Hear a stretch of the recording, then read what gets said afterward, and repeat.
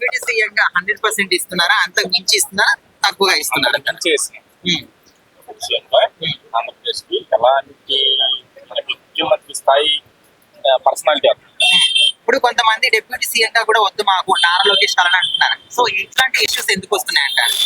వాళ్ళు అంతర్గత పార్టీ వ్యవహారాలు. టీడీపీ ఏంటంటే పవన్ కళ్యాణ్ మీద ఆధారపడిపోతే భవిష్యత్ అంతా కూడా టీడీపీ కూడా పవన్ కళ్యాణ్ చెల్లిపోతుందేమో, మన కేడర్ అంతా పవన్ కళ్యాణ్ తో నిండిపోతుందేమో, ఆ హైప్ ఉంటుందేమో. మన కేడర్ మనం పోగొట్టుకోకూడదు. నారా చంద్రబాబు నాయుడు గారి తర్వాత పార్టీకి ఏంటి అంటే ఎవరు లేరు. నెక్స్ట్ పవన్ కళ్యాణ్ కనపడుతున్నాడు. సో టీడీపీ భయం ఏర్పడి ఉంటుంది ఖచ్చితంగా. ఇంత స్టార్డమ్, ఇంత ఫ్యాన్స్ ఫాలోయింగ్ కానీ, ఈ రాజకీయం చూసుకుని వెళ్తాం కానీ ఇవన్నీ చూసుకుని భయపడి ఉండొచ్చు టీడీపీ పార్టీ అని. వాళ్ళ పార్టీ శ్రేణులు చేస్తున్నప్పుడు కొంచెం భయపడి ఉంటుంది.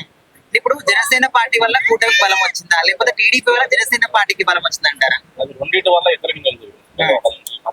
కూడా ఇద్దరు వల్ల కూడా నష్టపోయింది జగన్. అంటే ఇప్పుడు ఇట్లాంటి ఇష్యూస్ వల్ల వీళ్ళ జనసేన సపరేట్ అయిపోతే కూటమి పరిస్థితి ఏంటి? జనసేన సపరేట్ అవ్వకూడదని పవన్ కళ్యాణ్ గారు చెప్పారుగా. 15 సంవత్సరాలు కలిసి నడవబోతున్నామని ఆయనకే ఆయన హార్ట్ఫుల్ గా చెప్పారు. దాన్ని మనం క్వశ్చన్ చేయలేము. కానీ టీడీపీ వాళ్ళు ఇలాగే పోతా ఉంటే నష్టపోయేది టీడీపీ. భవిష్యత్తులో జనసేనకి ఏమి ఇబ్బంది ఉంటుంది, ముందుకు వెళ్తుంది ఇంకా. సో ఓవరాల్ గా పవన్ కళ్యాణ్ గారి గురించి పరిపాలన ఏం చెప్తారు? బ్రహ్మాండంగా